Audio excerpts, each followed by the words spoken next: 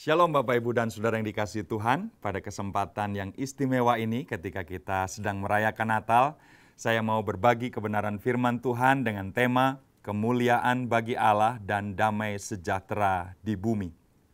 Bersama-sama kita akan melihat Lukas pasal 2 ayat yang ke-8 sampai dengan ayat yang ke-20 sebagai dasar pembahasan kita bahwa Natal adalah sebuah peringatan yang akan membawa kita kepada situasi ini, membawa kita kepada kebenaran ini, bahwa pribadi yang layak untuk dimuliakan satu-satunya hanyalah Allah, dan kemudian damai sejahteranya memenuhi seluruh kehidupan kita. Lukas pasal 2 ayat 8 sampai dengan ayat yang ke-20 berbunyi demikian. Di daerah itu ada gembala-gembala yang tinggal di padang menjaga kawanan ternak mereka pada waktu malam. Lalu berdirilah seorang malaikat Tuhan di dekat mereka dan kemuliaan Tuhan bersinar meliputi mereka dan mereka sangat ketakutan. Kata malaikat itu kepada mereka, "Jangan takut, sebab sesungguhnya aku memberitakan kepadamu kesukaan besar untuk seluruh bangsa. Hari ini telah lahir bagimu juru selamat, yaitu Kristus Tuhan di kota Daud. Inilah tandanya bagimu, kamu akan menjumpai seorang bayi dibungkus dengan kain lampin dan terbaring di dalam palungan." Tiba-tiba tampaklah bersama-sama dengan malaikat itu sejumlah besar bala tentara surga yang memuji Allah, katanya, "Kemuliaan bagi Allah di tempat yang maha tinggi dan damai sejahtera di bumi di antara manusia yang berkenan kepadanya." Setelah malaikat-malaikat itu meninggalkan mereka dan kembali ke surga, gembala-gembala itu berkata seorang kepada yang lain, "Marilah sekarang kita pergi ke Bethlehem untuk melihat apa yang terjadi di sana, seperti yang diberitahukan Tuhan kepada kita." Lalu mereka cepat-cepat berangkat dan menjumpai Maria dan Yusuf dan bayi itu yang sedang berbaring dalam palungan. Ketika mereka melihatnya, mereka memberitahukan apa yang telah dikatakan kepada mereka tentang anak itu. Semua orang yang mendengarnya heran tentang apa yang dikatakan gembala-gembala itu kepada mereka. Tetapi Maria menyimpan segala perkataan itu di dalam hatinya dan merenungkannya. Kemudian kembalilah gembala-gembala itu sambil memuji dan memuliakan Allah, karena segala sesuatu yang mereka dengar dan mereka lihat, semuanya sesuai dengan apa yang telah dikatakan kepada mereka. Amin. Saudara yang dikasihi Tuhan, dalam narasi yang disampaikan oleh Lukas, maka kita melihat bahwa Natal selayaknya membawa dua hal penting ini atau membawa dua pesan penting ini di dalam kehidupan kita. Bahwa Natal yang kita rayakan bukanlah sesuatu yang hanya peristiwa reguler setiap tahun terjadi dan kemudian hanya kita lakukan dengan semangat yang biasa-biasa saja, melakukan yang itu-itu saja. Tetapi kita mau supaya pada kesempatan ini kita kembali kepada inti dasar dari kenapa Natal terjadi dan kemudian apa yang seharusnya dilakukan, apa yang seharusnya menjadi hal penting di dalam hidup kita ketika kita merayakan Natal. Yang pertama, di dalam narasi yang disampaikan oleh Lukas itu bahwa kemuliaan bagi Allah adalah sesuatu yang harus terjadi pada saat Natal dirayakan. Dalam 1 Tawarikh 16 ayat 28 sampai 29, dikatakan di sana bahwa memuliakan Allah itu berarti membawa baginya persembahan. Saudara, ketika kita bicara soal persembahan, tentu tidak hanya bicara soal harta, uang, atau benda milik yang kita punya dan kemudian kita bawa dan persembahkan kepada Tuhan. Tetapi membawa persembahan juga meliputi seluruh hidup kita. Persembahan hidup adalah persembahan yang ditekankan di dalam Roma pasal 12 ayat 1 dan 2. Selain itu juga ada persembahan pujian, ucapan bibir yang memuliakan namanya. Dan tentu saja juga apapun juga yang kita bisa persembahkan kepada Tuhan. Karena itu kemuliaan bagi Allah adalah sebuah penekanan di dalam kehidupan kita untuk memberi bagi Tuhan apa yang kita bisa persembahkan baginya. Tentu saja semua yang kita punya, semua yang kita miliki adalah pemberian Tuhan.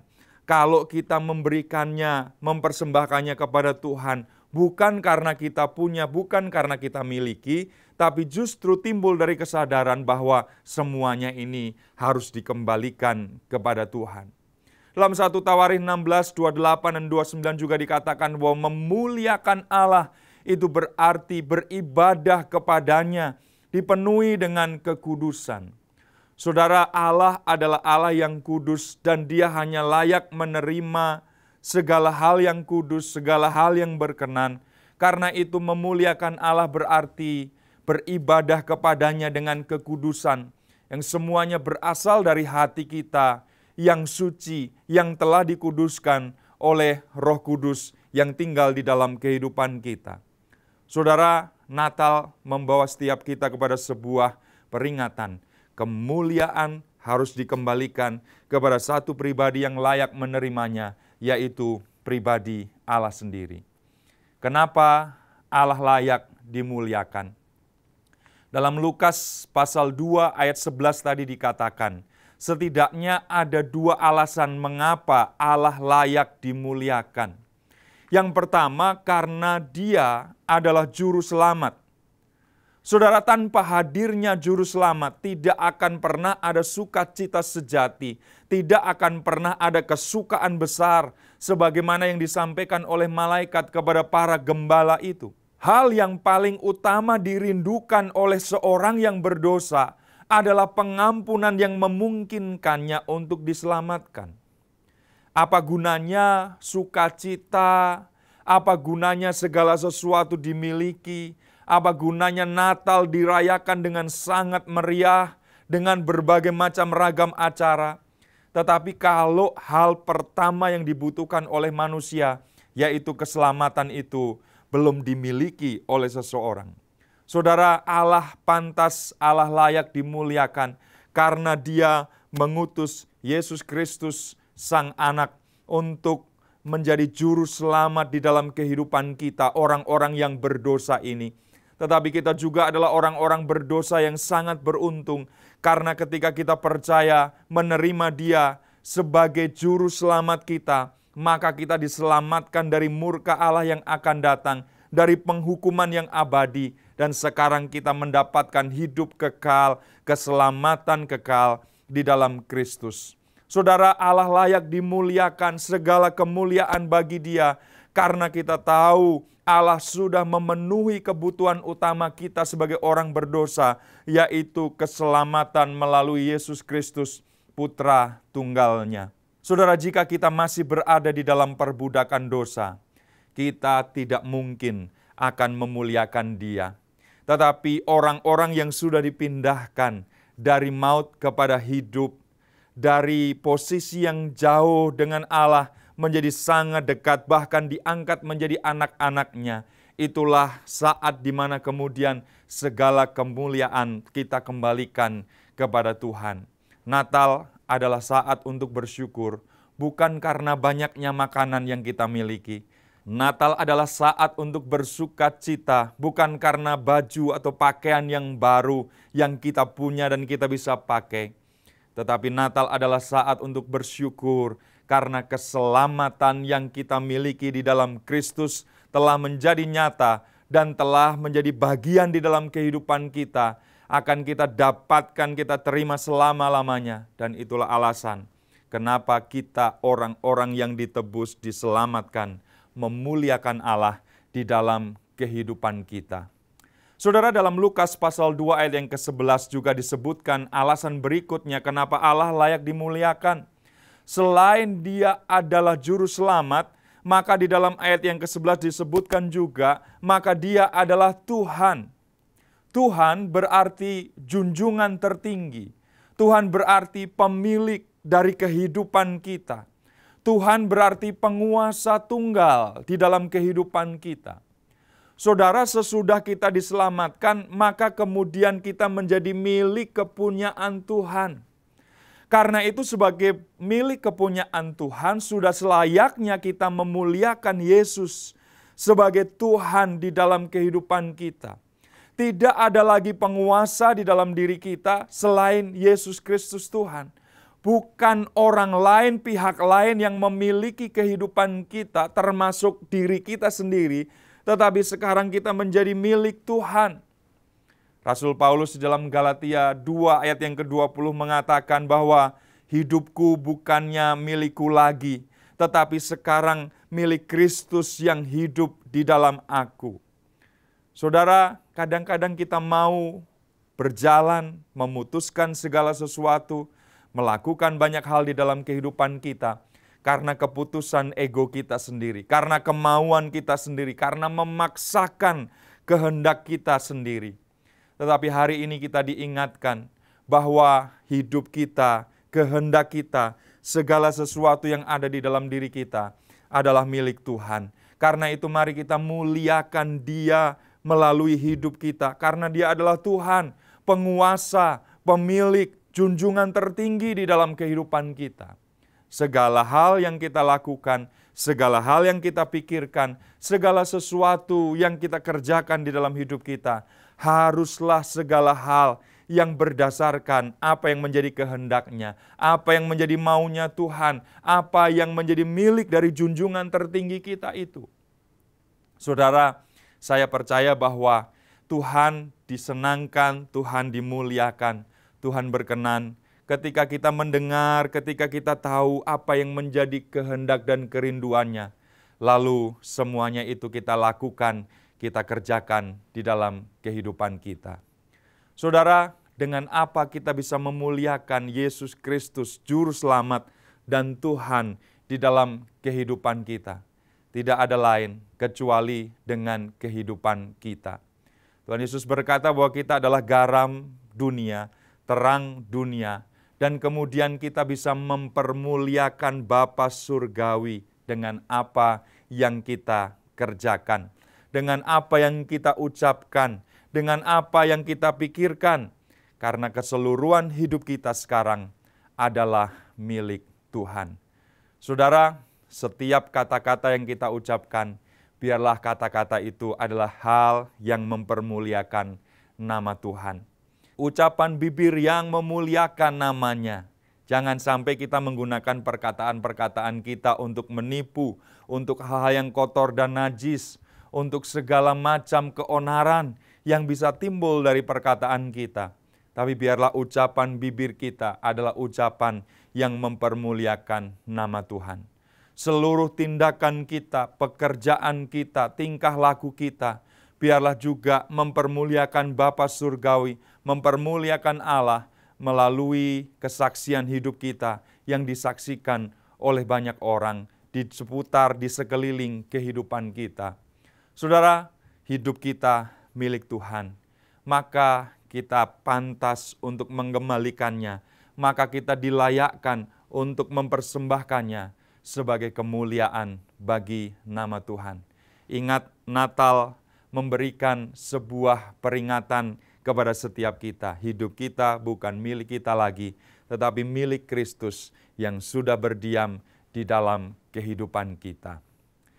Yang kedua, saudara, kita mau belajar bahwa selain kemuliaan bagi Tuhan, maka Natal juga adalah sebuah janji tentang bagaimana damai sejahtera di bumi itu akan terjadi. Saudara, dunia ini rusak karena dosa. Tidak ada yang bisa menghadirkan damai sejahtera bagi manusia lagi. Semua hal yang terjadi di dunia ini adalah hal yang akan semakin buruk, semakin jahat, semakin rusak, sebagaimana sudah dibuatkan di dalam Alkitab. Dan apa saja yang bisa menjadi perusak dari damai sejahtera itu sendiri, saudara? Kejahatan. Kita melihat di mana-mana kejahatan adalah hal yang sangat membuat manusia kehilangan damai sejahteranya. Mereka takut ketika pergi sendirian. Mereka takut berada di tempat-tempat tertentu karena rawan kejahatan, karena takut ada tindakan-tindakan kejahatan, kriminalitas yang bisa saja terjadi di dalam kehidupannya kemudian. Karenanya kejahatan yang makin meningkat hari-hari ini membuat kita khawatir, membuat kita takut. Akhirnya damai sejahtera kita terampas. Tempat yang sebelumnya enak untuk dinikmati, tetapi menjadi tempat yang kemudian semakin menakutkan bagi manusia. Orang biasanya kalau pergi ke tempat pariwisata, ke tempat di mana orang-orang berkumpul untuk healing, untuk menyegarkan jiwanya setelah penat dengan segala pekerjaan, maunya bisa menikmati situasi. Tetapi di berbagai tempat pariwisata kita menemukan plang, petunjuk, atau rambu-rambu yang bertuliskan awas copet, awas tindakan kejahatan, jagalah barang-barang Anda. Sehingga pada akhirnya tempat di mana seharusnya kita bisa menikmati segala keindahan, segala sesuatu untuk kesembuhan jiwa kita itu berubah menjadi tempat di mana kita harus selalu waspada, selalu takut dan pada akhirnya khawatir tentang apa yang akan terjadi. Jangan-jangan orang yang di sebelah saya adalah orang jahat. Jangan-jangan yang di belakang saya dari tadi mengikuti saya dan mau berbuat sesuatu yang kriminal terhadap saya. Damai sejahtera kita kemudian hilang, damai sejahtera kita terampas. Maksud dari tulisan awas ada copet mungkin peringatan yang baik, tetapi justru akhirnya itu mengintimidasi kita. Dan saya harus selalu waspada dengan barang-barang saya. Jangan sampai ada orang jahat yang merampasnya. Hal apa lagi yang membuat damai sejahtera manusia hilang? Perang, permusuhan.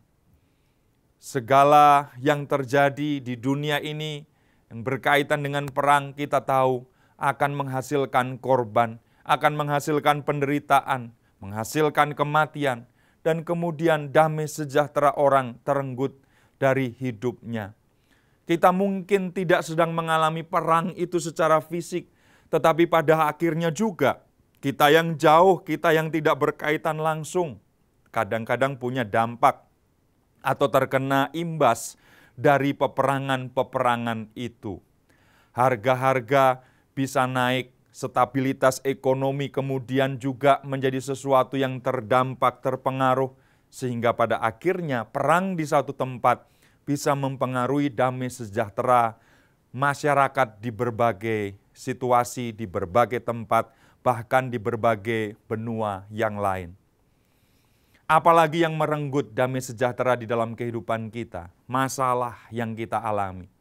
Kalau kita salah merespon, kalau kita salah berfokus di dalam masalah yang sedang kita hadapi, bisa saja damai sejahtera yang ada di dalam diri kita ini hilang, terenggut oleh karena masalah-masalah yang terjadi. Saudara, kedamaian yang abadi, damai sejahtera yang sejati hanya bisa kita dapatkan di dalam hubungan kita dengan Kristus. Karena itu diberikan kepada mereka, orang-orang yang berkenan kepada Tuhan, damai sejahtera itu. Apa yang kita bisa pelajari di sini? Damai sejahtera itu bukanlah damai sejahtera yang diberikan kepada semua orang. Tetapi damai sejahtera itu adalah damai sejahtera yang disiapkan, disediakan bagi orang-orang yang berkenan kepadanya. Bagaimana kita bisa berkenan kepadanya? Karena kita percaya Kristus sebagai Tuhan dan Juru Selamat, menerima Dia di dalam kehidupan kita, dan kemudian kita dilayakkan, kita menjadi berkenan di hadapan Tuhan. Saudara, karena itu damai sejahtera ini tidak dibagikan kepada semua orang, tetapi hanya diberikan kepada orang-orang yang berkenan kepadanya. Saudara dan saya adalah orang-orang yang berkenan kepada Tuhan di dalam Kristus. Karenanya mari kita nikmati damai sejahtera yang melampaui segala akal itu. Damai sejahtera yang memelihara kehidupan kita dalam situasi dan kondisi apapun. Damai sejahtera bukan karena tidak ada konflik, karena tidak ada perang, karena tidak ada masalah di dalam kehidupan kita. Tetapi damai sejahtera itu terjadi karena Allah hadir di tengah-tengah kehidupan kita. Dia tidak pernah meninggalkan kita. Dia selalu bersama-sama dengan kita. Bukankah salah satu nama yang ditekankan bagi Yesus Kristus dalam berita Natal adalah Immanuel? Immanuel berarti Allah yang tinggal, Allah yang beserta, Allah yang bersama-sama. Dan karena Tuhan di dalam Kristus melalui Roh Kudus-Nya menyertai setiap kita selama-lamanya, maka itulah sebabnya damai sejahtera kita itu menempel, include, ada di dalam kehidupan kita. Damai sejahtera kita tidak dipengaruhi oleh segala hal yang di luar, tetapi damai sejahtera yang mengalir dari dalam. Karena itu apapun yang terjadi, ada konflik, ada perang, ada masalah di dalam kehidupan kita, damai sejahtera itu tidak pernah hilang. Damai sejahtera itu tidak pernah pergi. Mari kita sadari bahwa kita selalu berada di dalam damai sejahtera itu. Mari kita imani dan yakini bahwa damai sejahteranya selalu memelihara kehidupan kita. Saudara, apa yang terjadi kalau damai sejahtera Tuhan memerintah atas diri kita, memerintah atas hidup kita? Maka yang pertama, damai sejahtera itu akan memberi keberanian kepada kita untuk melangkah. Dalam Lukas pasal yang kedua ayat 15 tadi dikatakan, setelah malaikat-malaikat itu meninggalkan mereka dan kembali ke surga, gembala-gembala itu berkata seorang kepada yang lain, marilah sekarang kita pergi ke Bethlehem untuk melihat apa yang terjadi di sana, seperti yang diberitahukan Tuhan kepada kita. Kita bisa melihat di situ bahwa gembala-gembala yang dipenuhi dengan damai sejahtera Allah tadi adalah mereka yang kemudian berani mengambil langkah. Mereka segera pergi ke Bethlehem. Ada tantangan yang selalu ada. Ada masalah yang menghantui kehidupan mereka. Ada sesuatu yang belum mereka ketahui, belum mereka mengerti. Tetapi ini yang mereka kerjakan. Mereka melangkah. Mereka pergi sebagaimana yang diperintahkan oleh Tuhan. Karena mereka memiliki damai sejahtera di dalam kehidupan mereka.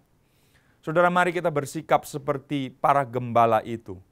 Orang-orang biasa yang memiliki masalah juga tentu saja. Yang ada ketakutan, yang ada kekhawatiran di dalam hidupnya. Yang belum pernah mengalami sesuatu yang besar seperti yang sedang mereka alami itu. Ada tanda tanya, ada keraguan di dalam hidup mereka. Tetapi ketika damai sejahtera dari Tuhan melingkupi, memenuhi kehidupan mereka, hal inilah yang mereka kerjakan, berani untuk melangkah. Saudara, tidak ada jaminan bahwa ke depan situasi dan kondisinya akan semakin baik, akan mendukung segala sesuatu yang ada di dalam bayangan kita. Tetapi satu hal ini yang Tuhan nyatakan, damai sejahteranya yang memerintah di dalam kehidupan kita. Sehingga kita tetap berani untuk berjalan, berani memutuskan sesuatu, berani melangkah di dalam iman.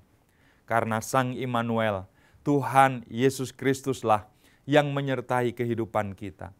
Hari-hari ini mungkin Bapak, Ibu, dan Saudara sedang mengalami ketakutan dan kekhawatiran. Tetapi pada hari ini juga terimalah damai sejahtera itu sekali lagi memerintah di dalam kehidupan Bapak, Ibu, dan Saudara. Sehingga damai sejahtera itulah yang akan membuat Bapak Ibu memutuskan sesuatu, berani untuk melangkah. Bukan nekat, bukan karena tidak tahu dasarnya, tetapi justru karena kita mengerti bahwa ada kekuatan ilahi, ada Roh Kudus-Nya, ada Sang Immanuel yang bersama-sama dengan kita. Karena itu kita menjadi orang-orang yang berani melangkah di dalam hidup kita. Yang kedua, ketika damai sejahtera itu sudah memenuhi kehidupan kita, kita bukan saja menjadi orang-orang yang berani melangkah, tetapi damai sejahtera itu juga yang akan menuntun kita kepada ketaatan.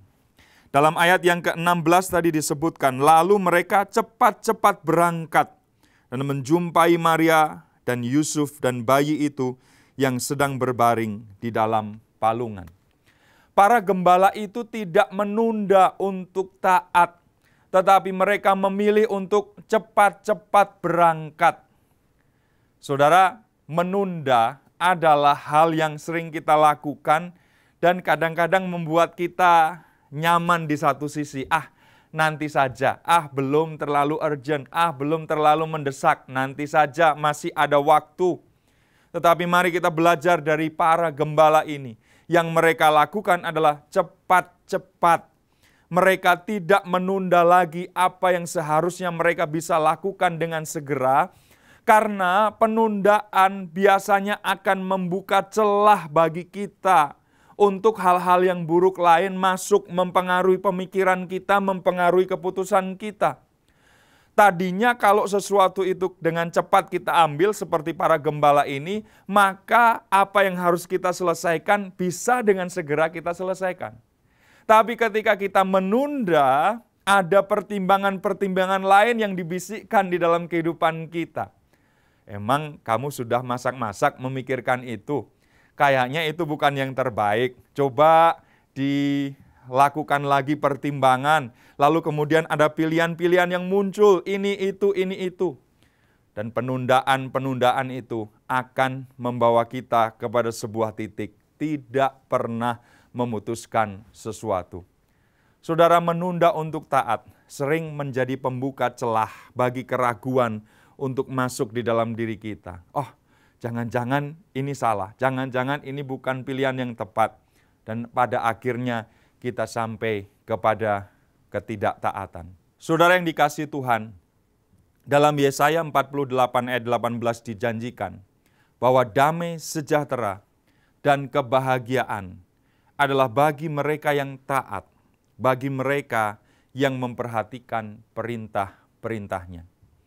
Kita mau belajar dalam kesempatan ini untuk segera mentaati apa yang Tuhan perintahkan di dalam kehidupan kita. Bagaimana kita bisa menerima perintah Tuhan? Kalau kita mendengar firman-Nya, kalau kita belajar kitab suci, kalau kita mendengar arahan-arahan dan petunjuk dari orang-orang yang terlebih dulu belajar tentang kebenaran firman-Nya. Kalau kita diarahkan oleh pemimpin-pemimpin kita, mereka adalah orang-orang yang dipakai oleh Tuhan untuk membawa kita kepada kemajuan rohani dan hal-hal yang harus kita kerjakan dan lakukan. Bapak, Ibu, dan Saudara, kalau kita sudah nangkep, kalau kita sudah tahu betul, mengerti dengan persis apa yang Tuhan mau untuk kita lakukan, maka hal inilah yang harus segera kita putuskan. Cepat-cepat mentaati apa yang firman Tuhan perintahkan. Jangan sampai kita menundanya, sampai akhirnya kita tidak melakukan apa yang Tuhan mau itu. Dan akhirnya kita terhitung sebagai orang-orang yang tidak taat. Saudara, selagi ada kesempatan, jangan tunda lagi, tetapi cepat-cepatlah mengambil keputusan. Sebagaimana para gembala itu tidak menunda besok, tidak menunggu lusa, tidak menunggu minggu depan, tetapi mereka segera pergi menjumpai Yusuf, menjumpai Maria dan bayi Yesus yang ada di dalam palungan itu. Saudara yang dikasihi Tuhan, Natal kali ini kita belajar bahwa ada dua aspek penting ini. Mempermuliakan nama Tuhan, dan biarlah damai sejahtera yang ada di bumi itu kita alami, kita rasakan, dan Natal kali ini menjadi berkat khusus bagi kita untuk menyongsong tahun yang baru, tahun yang akan datang dengan penuh kekuatan, keberanian, karena Tuhanlah yang menyatakannya kepada setiap kita. Kiranya firman Tuhan menjadi berkat bagi kita semua. Mari kita berdoa. Bapa Surgawi, kami bersyukur karena berita Natal yang kami dengar sekali lagi. Dan kami bersyukur karena kami dituntun kepada dua kebenaran ini. Bahwa Natal adalah saat di mana segala kemuliaan kami kembalikan kepada Tuhan karena Engkau memang layak, Engkau pantas menerima semuanya itu. Karena Engkau adalah juru selamat bagi kami. Karena Engkau adalah Tuhan penguasa atas hidup kami. Engkau layak dimuliakan, segala kemuliaan bagi nama-Mu. Dan kami juga diingatkan bahwa damai sejahtera Tuhan siapkan bagi kami. Karena itu ya Tuhan, ketika damai sejahtera-Mu melingkupi kami, kami berani untuk mengambil langkah, kami berani untuk taat kepada Tuhan. Apapun juga yang sedang kami alami di tengah-tengah hiruk pikuk dunia yang makin jahat, makin menakutkan, makin membuat kami khawatir. Dua hal ini yang kami lakukan, mempermuliakan Allah melalui hidup kami, Dan biarlah kami juga adalah orang-orang yang dilingkupi oleh damai sejahtera surgawi. Terima kasih untuk Natal ini ya Tuhan, meteraikan firman-Mu dalam kehidupan kami. Dan hanya di dalam nama Tuhan Yesus Kristus, kami berdoa dan bersyukur. Haleluya. Amin. Saudara yang dikasihi Tuhan, saya mengucapkan selamat Natal, selamat menyambut tahun baru, berkat Tuhan damai sejahteranya atas kita semua. Amin.